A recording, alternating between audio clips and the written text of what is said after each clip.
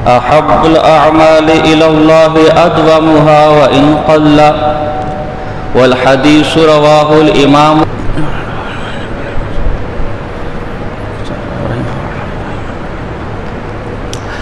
قابل صد احترام اہل محلہ، بزرگوں، نوجوان ساتھیوں، طلباء، رمضان المبارک کا مہینہ گزر چکا ہے اور رمضان کے بعد یہ ہمارا پہلا جمعہ ہے۔ وقت کسی کے لیے تھمتا نہیں ہے۔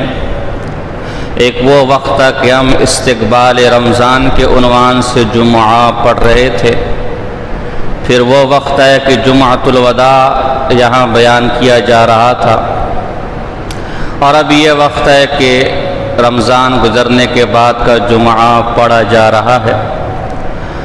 خوش نصیب وہ ہے کہ جو انسان ہاتھ سے نکلتے ہوئے اس وقت کو قیمتی بنا لے اور اپنے کام میں لے کر آ جائے۔ رمضان کے اندر آپ نے دیکھا ہوگا ہمارے ساتھی کئی بھائی نئے نئے چہرے نظر آتے ہیں، مسجد میں ایک رونق لگی رہتی ہے۔ جو بیچارے دیر سے آتے ہیں مسجد میں انہیں نماز پڑھنے کی جگہ بھی نہیں ملتی۔ ہر آدمی جماعت کی کوشش کرتا ہے، ہر آدمی تلاوت میں لگا ہوتا ہے، ہر آدمی ذکر و اذکار میں لگا ہوتا ہے، لیکن بڑے افسوس کے ساتھ کہنا پڑتا ہے کہ جیسے ہی عید کا چاند نظر آتا ہے تو وہ رونقیں، وہ گہما گہمی، وہ تلاوتوں کی مجلس سے، وہ نمازوں کا تمام وہ سب ختم ہو جاتا ہے۔ یوں لگتا ہے کہ شاید یہ نماز، یہ تلاوت، یہ ذکر و اذکار صرف رمضان کے مہینے کے لیے فرض، یا اس کا حکم صرف رمضان کے مہینے میں آیا۔ یہ اسلام کا نظریہ نہیں ہے، یہ غیر مسلموں کا نظریہ ہے۔ عیسائی مذہب کے اندر آپ دیکھ لیں، ان کے ہاں اتوار کا دن مختص ہے۔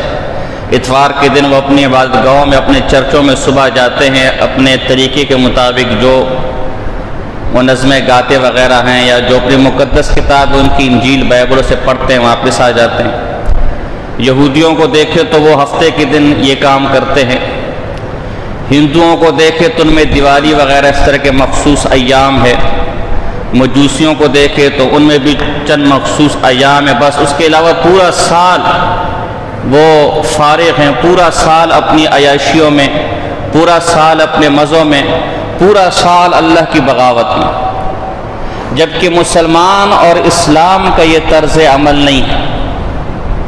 بحیثیت مسلمان اور بحیثیت اسلام کو اپنا مذہب اپنانے کے، ہماری ایک ایک گھڑی، ہمارا ایک ایک منٹ، ہمارا ہر دن، ہماری ہر رات، ہمارا ہر ہفتہ اور ہمارا ہر مہینہ وہ رمضان کی طرح ہے۔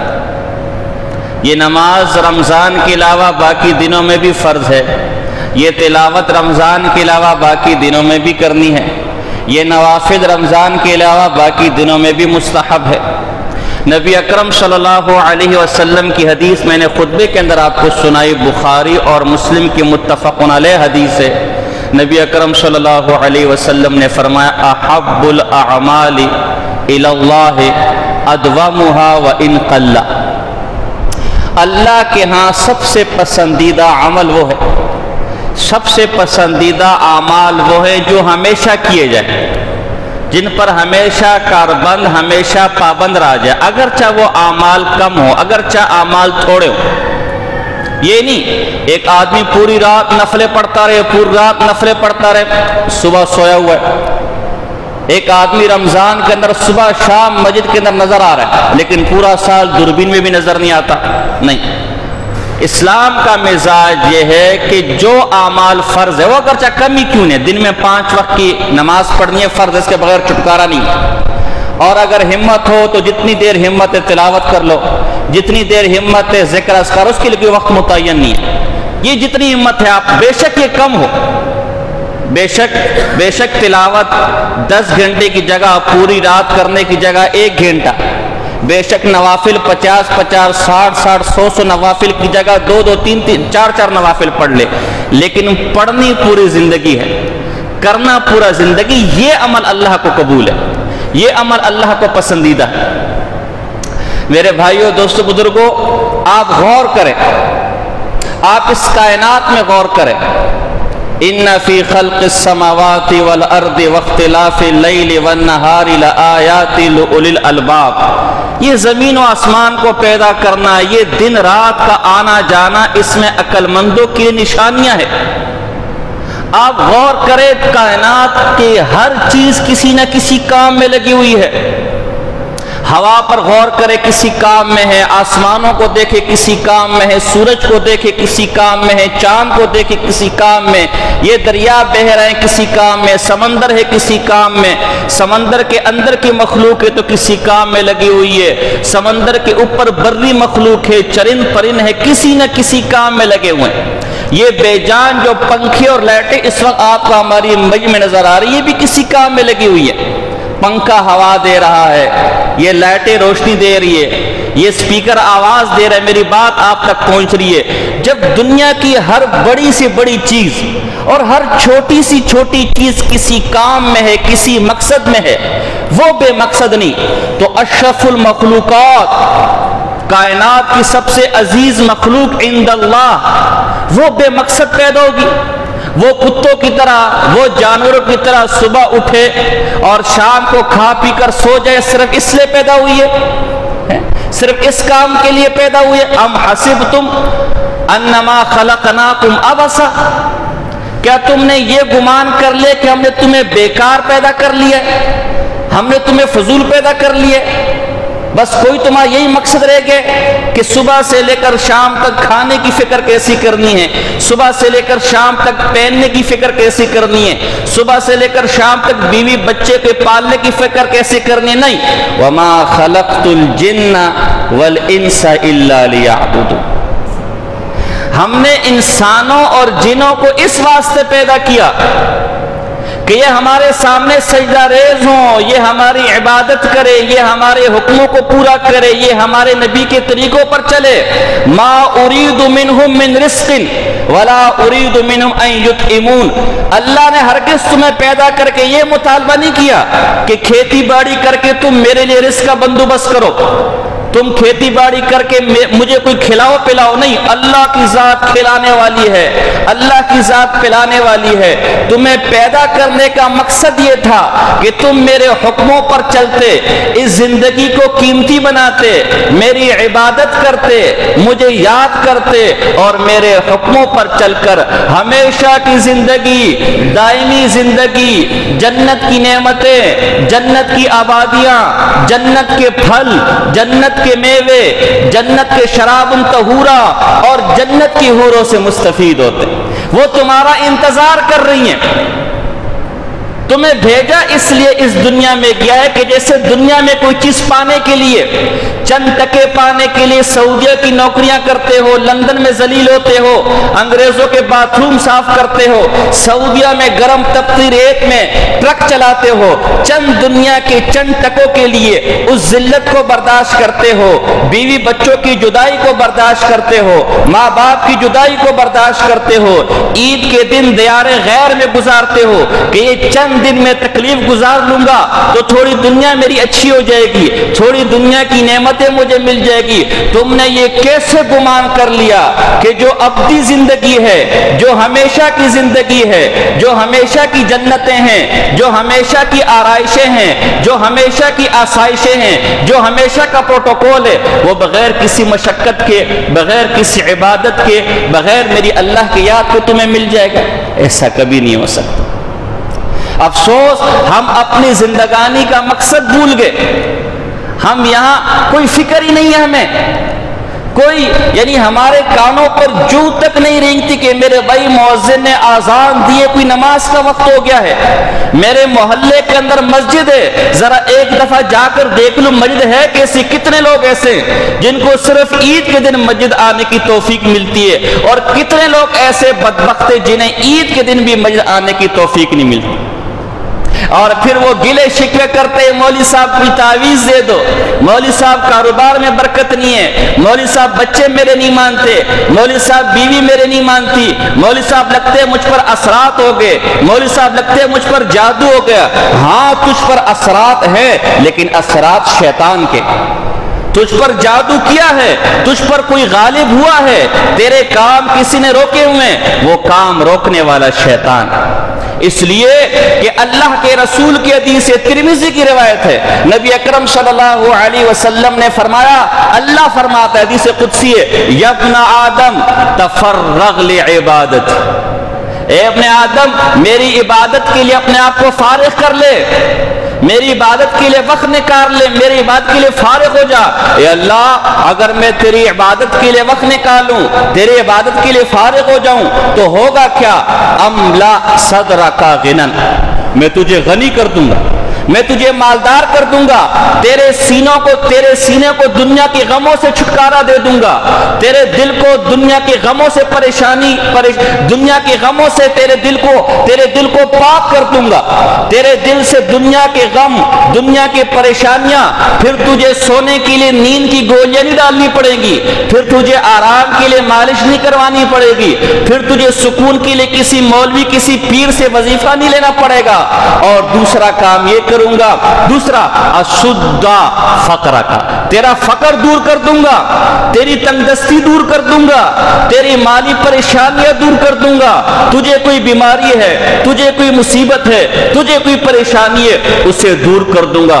وَإِلَّا تَفْعَلْ، اور کان کھول کر سن لیں، اگر تو اپنی سرکشی پر ڈٹا ہوا ہے، اپنی بغاوت پر ڈٹا ہوا ہے، میرے حکموں کی نافرمانی پر ڈٹا ہوا ہے، تو نے یہ فیصلہ کر لیا ہے کہ اللہ تیرے سامنے اس سر کو جھکانے کو تیار نہیں ہوں، اے اللہ تیری یاد کو تیار نہیں ہوں، اے اللہ میں اپنے وقت سے اپنے بچوں کے لیے وقت نکالنے کو تو تیار ہوں، اپنی بیوی کے لیے تو وقت نکالنے کو تو تیار ہوں، پوری رات دوستوں کی مجلس میں بیٹھ کر گپے لگانے کو تو تیار ہوں، لیکن اے اللہ تیری عبادت کرنے کے لیے میرا پاس وقت نہیں، میں اپنی محبوبہ کے خط پر لے کر تو مزے لے کر پڑھنے کو تیار ہوں، لیکن مولا تیرا قرآن پڑھنے کو تیار نہیں ہوں، میں دوستوں کی باتیں مزے لے کر سننے کو تو تیار ہوں، لیکن ربا تیرے دین کی نصیحت سننے کو تیار نہیں ہوں۔ وَإِلَّا تَفْعَلْ مَلَأْتُ صَدْرَكَ مَلَأْتُ يَدَيْكَ شُغُلًا، اگر تو ایسا نہیں کرے گا میں تیرے دل کو، تیرے جسم کو، تیرے ہاتھوں کو پریشانیوں سے بھر دوں گا، مصیبتوں سے بھر دوں گا، بیماریوں سے بھر دوں گا، ایک مسئلے سے نکلے گا دوسرے مسئلے میں گر جائے گا، دوسرے مسئلے سے نکلے گا تیسرے مسئلے میں گر جائے گا۔ وَلَمْ أَسُدَّ فَقْرَكَ، ساری زندگی پیسے کے پیچھے بھاگتا رہے گا، ساری زندگی مال کے پیچھے بھاگتا رہے گا، ساری زندگی مولویوں اور پیروں سے تعویذیں مانگتا رہے گا، لیکن تیرا فقر، تیرا فاقہ، تیری تنگ دستی، تیری پریشانی کبھی ختم نہیں کروں گا۔ اللہ کے بندو کوئی تعویذ معویذ نہیں ہے، کوئی نظر بندی نہیں ہے، کوئی کاروبار کی بندش نہیں ہے، کوئی بیوی ناراض نہیں ہے، کوئی بچہ ناراض نہیں ہے، مسئلہ یہ کہ تجھ سے اللہ ناراض ہے تو اللہ کی مخلوق نے تجھ سے منہ موڑ لیا۔ میں پہلے بھی یہ واقعہ سنا چکا ہوں، غالباً شیخ عبدالوہاب شعرانی رحمہ اللہ نے یہ واقعہ لکھا ہے کہ ایک بزرگ کو دیکھا جنگل کے اندر شیر پر بیٹھا ہوا ہے اور سانپ کا کوڑا لے کر اس شیر کو ہنکار ہے، اس شیر کو لے کر جا رہا ہے، دیکھنے والا حیران، ربا یہ شیر تو چیڑ پھاڑ کرنے والا ہے، یہ شیر تو انسان کے ٹکڑے ٹکڑے کرنے والا ہے، اے بزرگا، اے اللہ کے ولی، یہ شیر تیرا دوست کب سے ہو گیا؟ اور یہ سانپ تو ڈسنے والا ہے، اس سانپ میں یہ صفت کہاں سے ہو گئی کہ تیرے ہاتھ میں لاٹھی کی طرح یہ بے دست و پا پڑا ہوا ہے؟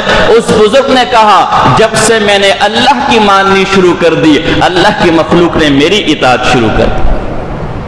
تم اللہ کی ماننے والے ہو جاؤ، اللہ خود جبرائیل کو، حدیث میں آتے جبرائیل کو حکم دیتا ہے کہ جاؤ دنیا کے اندر یہ اعلان کر دو، اے لوگو اللہ اس بندے سے محبت کرتا ہے، تم اس بندے سے محبت کرنے لگ جاؤ، اور اس کا نتیجہ یہ ہوتا ہے کائنات کے منہ، کائنات کے لوگوں کے دل اس شخص کی طرف مڑ جاتے ہیں، اس شخص کی طرف چلے جاتے ہیں، اور اس کے بگڑے ہوئے کام آسان ہو جاتے ہیں، اس کی پریشانیاں دور ہو جاتی ہے۔ جب تک تم اللہ اللہ کے حکموں پر نہیں آؤ گے، جب تک عبادات پر کاربند نہیں رہو گے، جب تک اللہ کے سامنے اپنی اکڑ کو نہیں توڑو گے، تمہارے مسئلے کبھی حل ہونے والے ہیں۔ تم نے اللہ کے ساتھ اللہ معاف کرے ڈرامے اور تماشے شروع کر دیے۔ جیسے دنیا میں تم ڈرامے اور تماشے کرتے ہو، اپنا مال بیچنے کے لیے پیکج دیتے ہو، 2 نمبر دودھ ہے 1 کلو کے ساتھ آدھا کلو فری، 2 نمبر مال ہے 1 کلو کے ساتھ 2 کلو فری۔ تم نے اللہ کے ساتھ یہ کام شروع کر دیے، میرا امتحان اللہ پاس کروا دے، آئندہ ہمیشہ نماز پڑھوں گا، یا اللہ میری نوکری کروا دے، میں ساری رات تلاوتیں کرتا رہوں گا، یا اللہ میرا بیٹا ٹھیک کروا دے، پورے بکرے تیری راہ میں صدقہ کروں گا۔ اور جب وہ کام ہو جائے تو اس کان سے سنا اور اس کان سے نکال دیا، وہ والی ہماری کیفیت، وہ والا ہمارا حال۔ دھوکہ تو ایک انسان اپنی ذات کے لیے برداشت نہیں کر سکتا، اللہ جو عالم الغیب ہے وہ کیسے برداشت کرے؟ آج حالت ہماری یہ ہو گئی ہے کہ نماز کے لیے آتے ہوئے موت آتی ہے، نماز کے لیے آتے ہوئے بہانے۔ اللہ نبی اکرم صلی اللہ علیہ وسلم کی حدیث مجھے یاد آ گئی، فرمایا جیسے اور چیزوں کو زنگ لگتا ہے اسی طرح انسان کے دل کو بھی زنگ لگتا ہے۔ عمر فاروق کی روایت رضی اللہ تعالیٰ عنہ، یا رسول اللہ اور چیزوں کو زنگ لگتا ہے اس کا زنگ تو ہم ہٹا دیں گے، اس دل کا زنگ کیسے ہٹائیں، اس دل کو صاف ستھرا کیسے کرے؟ اللہ کے رسول نے فرمایا کثرت ذکر اللہ و قراءۃ القرآن، اللہ کا ذکر کثرت سے کرنا شروع کر دو، اللہ کے قرآن کو یاد کرنا، اللہ کے قرآن کو پڑھنا شروع کر دو، اللہ تمہارے دلوں سے زنگ ہٹا دے، تمہارے دلوں کے اندر اس کی محبت آ جائے گی، پھر نماز پڑھتے ہوئے مزہ آئے گا، پھر تلاوت کرتے ہوئے مزہ آئے گا۔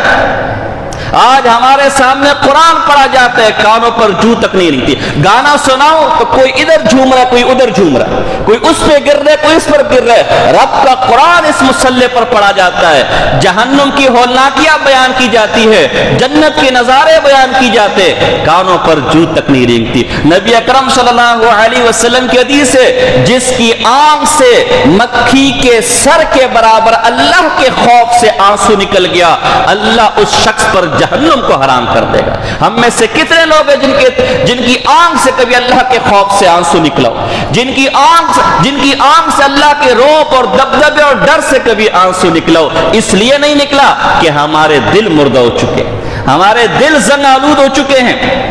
جب تک یہ دل درست نہیں ہوں گے، جب تک یہ دل سیقل نہیں ہوں گے، جب تک یہ دل درست نہیں ہوں گے، اللہ کا خوف، اللہ کا رعب، اللہ کا دبدبا اور اعمال کی پابندی اور اعمال کی لذت ہمارے دلوں میں نہیں آئے۔ جب تک اعمال پر نہیں آؤ گے، اللہ کبھی تمہارے کام نہیں سنوارے گا۔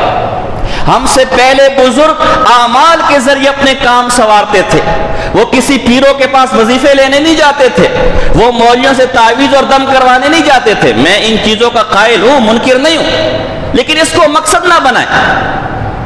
ہمارے یہاں نماز ایک نہیں پڑھنی، تلاوت ایک نہیں کرنی، پردہ بالکل نہیں کروانا، لیکن مولوی صاحب تعویذ، بھئی مولوی صاحب کے پاس کوئی جادو کی چھڑی ہے جو تعویذ لے کر تجھے ٹھیک کر دے گا؟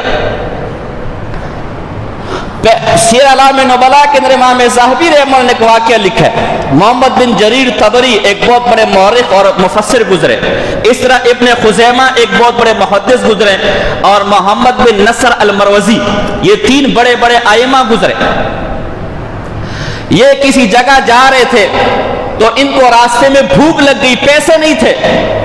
بھوک کی شدت جب برداشت سے باہر ہوئی تو تینوں نے مشورہ کیا کہ ہم قرہ ڈالتے ہیں، فال ڈالتے ہیں، جس کے نام قرہ نکل آیا وہ باہر جا کر کسی سے کھانا مانگ کر لائے گا، کسی سے روٹی مانگ کر لائے گا، اس لیے کہ اب ہماری حالت مرنے کی قریب ہو گئی ہے، اب مانگنا ہمارے لیے جائز ہے۔ جب قرہ ڈالا تو قرہ ابن خزیمہ کے نام پر نکلا رحمہ اللہ، تو فرمایا آپ جائیں ہمارے روٹی کس سے مانگ کر لائے؟ اللہ اکبر۔ ابن خزیمہ نے کہا مجھے 2 رکعت نفل پڑھنے کا موقع تھا، میں 2 رکعت نفل پڑھتا ہوں، اس کے بعد انشاءاللہ چلا جاؤں گا۔ وہ 2 رکعت نفل پر کھڑے ہوئے، 2 رکعت نفل مانگی، اے اللہ ساری زندگی تیرے سوا کسی کے آگے ہاتھ نہیں پھیلائے، ساری زندگی تیرے در کے سوا کسی کے سامنے اس ماتھے کو نہ جھکایا، اے اللہ مجھے حیا اور شرم آتی ہے کہ میں اپنی ذات اولاد کے لیے, میں اپنے پیٹ کے لیے باہر اس مخلوق سے مانگوں. اے اللہ جیسے اس کو دینے والا تو ہے, اے اللہ میری عزت رکھ لے, ہمیں بھی دینے والا تو ہو جا. ابھی یہ دعائیں مانگ رہے ہیں کہ دروازے پر ٹھک ٹھک ٹھک ٹھک ٹھک کس نے دروازہ بجایا. دروازہ کھولا تو بادشاہ کا وزیر تین تھیلے لے کر, اس کے ہاتھ میں 3 تھیلے. کہا تم میں سے محمد بن جریر طبری کون ہے؟ کہا یہ آدمی ہے. کہا مروزی کون ہے؟ کہا یہ آدمی ہے. کہ ابن خزیمہ کون ہے؟ کہا یہ. کہا ان تینوں آدمیوں کے لیے بادشاہ نے 50 دینار سونے کی اشرفیاں, 1.5-2 کلو سونا ہر ایک کے لیے 50 دینار بھیجے. اور بادشاہ نے کہے کہ مجھے خواب آیا ہے, اللہ فرما رہے او کم بختہ, تیری حکومت میں میرے 3 بندے, میرے 3 اولیاء بھوکے پیٹے سو رہے, تجھے حیا اور شرم نہیں آتی, جا ان کی خبر گیری کر, اللہ کے واسطے یہ پیسے مجھ سے لے لو اور میں تمہیں اللہ کا واسطہ دیتا ہوں, آئندہ جب بھی تمہیں پیسوں کی ضرورت پڑے میرے دربار میں بلا چوہا چرا جانا, میں تمہاری ضروریات پوری کر لوں. ہمارے بزرگ, ہمارے اسلاف اس طرح اپنی ضروریات پوری کرتے تھے. آج ہم نماز روزے سے اپنے مسائل کیا حل کرا, میں تو پڑھنے کی توفیق نہیں ہے. اللہ, ابن شبرما ایک بہت بڑے محدث گزرے, کوفہ کے قاضی القضات چیف جسٹس تھے. سیر اعلام نبلاء کے اندر ان کا واقعہ, ان کا قول لکھا ہے کہ مجھے لوگوں پر تعجب ہوتا ہے, حیرانگی ہوتی ہے کہ لوگ بیماری کے خوف سے, مرض کے خوف سے کھانے کو تو چھوڑ دیتے. وہ کھانا جس کے لیے صبح شام ایک کر دیا, وہ کھانا دل جس کے بغیر, انسان جس کے بغیر زندہ نہیں رہ سکتا, وہ کھانا جسے دیکھ کر منہ میں پانی آ جائے, لیکن بیماری کے لیے کھانے کو تو چھوڑ دیتے ہیں. بہترین سے بہترین قورمہ, بہترین سے بہترین بریانی, بکرا تلا ہوا سامنے رکھا ہوا ہے, لیکن اس کے ہاتھ نہیں بڑھ رہے. اس نے اپنے نفس پر قابو کیا ہوا ہے کہ میں یہ کھاؤں گا تو میری بیماری بڑھ جائے گی. ہائے انسان, مجھے تجھ پر افسوس ہے کہ معمولی بیماری کے لیے کھانا تو چھوڑ دیتا ہے, بیماری کے خوف سے کھانا تو چھوڑ دیتا ہے, لیکن جہنم کی آگ سے برے اعمال نہیں چھوڑتا, اللہ کی نافرمانی نہیں چھوڑتا. تجھ سے بڑا بیوقوف, تجھ سے بڑا احمق کون ہے؟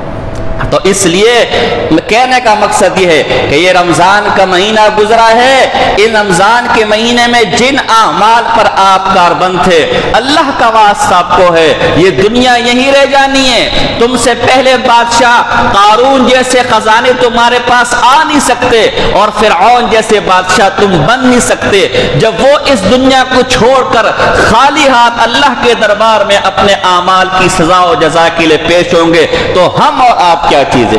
اللہ کا واسطہ اس عارضی دنیا کے لیے, اس مختصر سی دنیا کے لیے اپنی آخرت برباد نہ کریں. اپنے بزرگوں کا حال دیکھو کہ ان کا کیا حال تھا. اللہ, مجھے واقعہ ایک یاد آ گیا محمد بن عون کا, خارجہ بن مصعب رحمہ اللہ, محمد بن عون رحمہ اللہ کا کے بارے میں لکھتے ہیں سیر اعلام نبلاء کے اندر کہ یہ اتنا بڑا بزرگ آدمی تھا, اتنا بڑا نیک آدمی تھا کہ میرا یہ گمان ہے, بصرہ کے قاضی تھے, بصرہ کے محدث تھے, میرا یہ گمان ہے کہ فرشتوں نے 20 سال سے اس کا کوئی گناہ نہیں لکھا ہوگا. عروہ بن زبیر رضی اللہ تعالیٰ کی ٹانگ کسی بیماری میں کٹی تو فرمایا میری ٹانگ ذرا کچھ دیر کے لیے میرے پاس لے آؤ.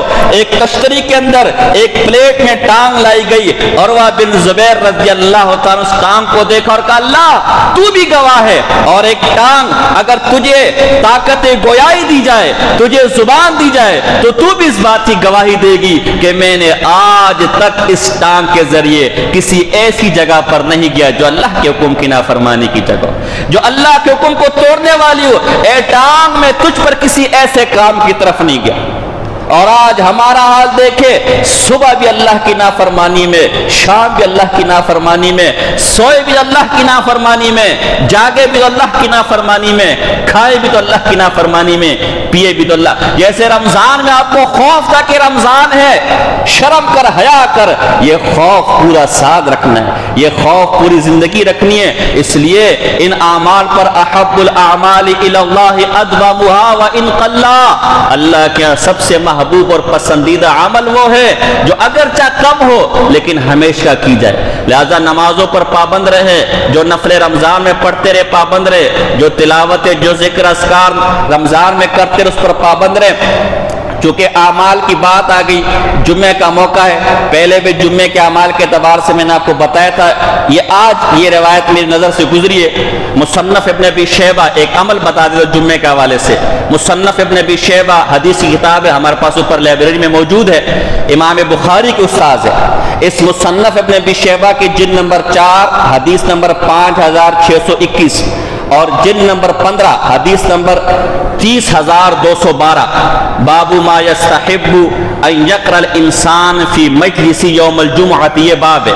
اس میں اسماء بنت ابی بکر صدیق رضی اللہ تعالیٰ عنہ، ابو بکر صدیق کی بیٹی ہیں رضی اللہ تعالیٰ عنہا، ان کی حدیث صحیح حدیث ہے، فرمایا جو جمعہ کے دن اپنی جگہ سے اٹھنے سے پہلے، جیسے بھی ہم نماز پڑھیں گے نماز کے بعد، جمعہ کے دن جمعہ کی نماز کے بعد جس حالت میں آپ بیٹھے اس حالت سے ہٹنے سے پہلے اتحیات کے حالت میں انسان بیٹھا ہوتا ہے، 7 دفعہ سورہ فاتحہ، 7 دفعہ قل ولو احد سورہ اخلاص، 7 دفعہ سورہ فلق قل اعوذ بالفلق، اور 7 دفعہ سورہ ناس قل اعوذ بالناس، آسان سے نا، 7 دفعہ سورہ فاتحہ، اور آخر کے 3 قل یا الکافرون نہیں ملانا، آخر کے 3 قل، یہ 7 دفعہ جو پڑھے گا تو ایک جمعہ سے لے کر دوسرے جمعہ تک ہر قسم کی شرور اور فساد سے بچا رہے گا۔ اور ایک روایت میں آتا ہے غفر لہ ما تقدم من ذنب وما تاخر، پچھلے جتنے گناہ کیے اللہ سارے گناہ معاف کر دیتا ہے۔ تو ایک تو سورہ کہف کی ترتیب آپ سب نے بنائی ہوئی ہے ماشاءاللہ، درود شریف کی ترتیب وہ بھی آپ نے بنائی ہوئی ہے، اور انشاءاللہ آج سے ہر جمعہ کی نماز کے بعد جب فرض نماز ہو جائے اس کے بعد اس کی بھی ترتیب بنائیں۔ ایسا کریں گے نہیں کریں گے؟ دوسری بات میرے بھائی، ایک اور بات بھی ذرا ذہن میں رکھیں، رمضان کے اندر جو آپ تلاوتیں کر رہے تھے اس کی وجہ تھی کہ ماحول بنا ہوا تھا، ہر آدمی روزے سے تھا، ہر آدمی مسجد میں آنے کے چکر میں تھا، مسجد آباد تھی، گھر والے بھی شرم دلاتے ہوں گے بھائی رمضان کا مہینہ ہے گھر میں بیٹھا ہوا ہے، یہ انسان کی فطرت ہے، اس سے ماحول چاہیے۔ بچے کو گندے ماحول میں رکھو گے گندا ہو جائے گا، بچے کو اچھے ماحول میں رکھو گے، یہ صحابہ کی بھی کیفیت تھی۔ حنظلہ رضی اللہ تعالیٰ کا واقعہ میں سب سناتا نہیں ہوں، صحبت صالح ترا صالح کنن، صحبت طالح ترا طالح کنن، نیک کی صحبت تجھے نیک بنا دے گی، برے کی صحبت تجھے برا بنا دے گی۔ تو اس دنیا کے گند سے کچھ عرصے نکلو گے نا، اس دنیا کی پلیدگی سے، یہ دنیا ہم نے خود دیکھی ہے، یا کاروبار ہمارا اللہ کے حکموں کو توڑتے ہوئے، یا مجلس سے اللہ کے حکموں کو توڑتے ہوئے، اس کے اندر رہ کر اللہ کے دین پر چلنا بہت مشکل ہے جب تک اس آدمی کا اللہ والوں سے تعلق نہ ہو۔ تو ماحول کو تھوڑا تبدیل کرنا ہے۔ تو اسی ماحول کے سلسلے میں ہماری مسجد کے اندر تبلیغی جماعت آئی ہوئی ہے، سہ روزہ کی جماعت ہے، بہت بڑی قربانی انہوں نے دی ہوئی ہے، میں تو حیران ہوں۔ عید کے دنوں میں جہاں ہر آدمی سیر سپاٹے میں لگا ہوا ہے، بطور مزاح آپ کے امام صاحب بھی غائب تھے عید کے دنوں میں ہیں، لوگ پوچھتے ہیں کہ امام صاحب کہاں ہیں؟ گئے ہوں گے سسرال وغیرہ گئے ہوں گے، کہیں گھومنے پھرنے گئے ہوں گے، اور یہ اللہ والے پتہ نہیں کس اللہ والے کو مشورہ دیا اور اس پر عمل بھی کر لیا۔ تو یہ بہت بڑی قربانی ہے، بہت بڑی قربانی ہے۔ کوئی آپ میں سے ایسا ہے کہ جو ایسی قربانی دے ہوئے؟ تو یہ ہمارے ساتھی آئے تبلیغ میں وقت نکال کر عید کے دنوں میں، تو یہ کس لیے آئے کہ شبلی نعمانی کے پاس اچھے اچھے پارک ذرا گھوم پھر لیں گے، اس لیے آئے؟ کہہ رہے ہاں اس لیے آئے۔ یہ کس لیے آئے؟ چندہ جمع کرنے کے لیے آئے؟ منیر بھائی امام صاحب کو بڑا تگڑا چندہ سنا جمع ہوا ہے تو چلو ہم بھی ذرا چندہ وندہ کر کے آ جائے، یا کھانے پینے کے لیے آئے کہ بھائی وہاں جو ہے نا کھانے پینے والے کو اچھی دکانیں، بڑا اکرام کرتے ہیں، تکاف والوں کو بھی صبح شام سحری ایک کھلاتے رہے، تو وہاں کس لیے آئے میرے بھائی؟ اللہ کی دین کی بات بتانے آئے نا، تو کس کو بتائیں گے؟ دیواروں کو بتائیں گے؟ دیواریں بڑی اچھی ہیں ماشاءاللہ، بڑا اچھا فرنشنگ ہے، سنگ مرمر لگا ہوا ہے، ہماری باتیں وہاں تو سنگ مرمر تھا نہیں، سنتے نہیں تھے، کس کو بتائیں گے دین کی باتیں؟ تو عوام بیٹھی کی تو بتائیں گے نا۔ تو کون کون بیٹھے گا ان کے ساتھ ابھی نماز کے بعد؟ صرف ایک آدمی نے ہاتھ کھڑا کیا، 2 3 4، ابھی بھی سب نے نہیں کھڑا کیا ہوا ہے۔ تو جس کو اللہ توفیق دے ان کے ساتھ بیٹھے، یہ ابھی آپ کے سامنے اللہ اور اس کے رسول کی بات کریں گے، تعلیم کریں گے، حدیث بیان کریں گے، ہے یہ جنتی باغ ہے. حضور نے فرمایا جب تم جنتی باغ دیکھو اس میں خوب چرو. پہلے بھی میں حدیث سنا چکا ہوں. یا رسول اللہ جنت کے باغات کون سے؟ اللہ کے رسول نے فرمایا مسجدوں کے اندر ذکر کے حلقے، تعلیم کے حلقے، تو یہ اللہ کے دین کے باغات ہے. تو یہ جب آپ کو ملے ان میں خوب بیٹھے، ان کے ساتھ ان کی بات سنیں. تبلیغ والے ساتھی بھی کسی تگڑے آدمی کو تعلیم کے لیے بٹھائے تاکہ اس کی آواز سب تک پہنچے، اس کی بات سب تک پہنچے. اللہ پاک سے دعا ہے کہ ان باتوں پر عمل کرنے کی توفیق عطا فرمائے اور ان اعمال کو اپنی زندگیوں میں لانے کی توفیق عطا فرمائے. ایک بات رہ گئی، یہ شوال کا مہینہ ہے. نبی اکرم صلی اللہ علیہ وسلم کی مسلم کے اندر روایت ہے من صام رمضان ثم اتبعہ ستا من شوال کان کصیام الدہر. جس نے رمضان کے روزے رکھے اس کے بعد شوال کے 6 روزے رکھے تو وہ ایسے جیسے پورے سال کے روزے رکھے. یہ صحیح حدیث ہے. بعض لوگ کہتے ہیں کہ امام ابو حنیفہ رحمہ اللہ کے نزدیک یہ جائز نہیں ہے. ایسی غلط 36 سے زیادہ کتابیں لکھ چکے.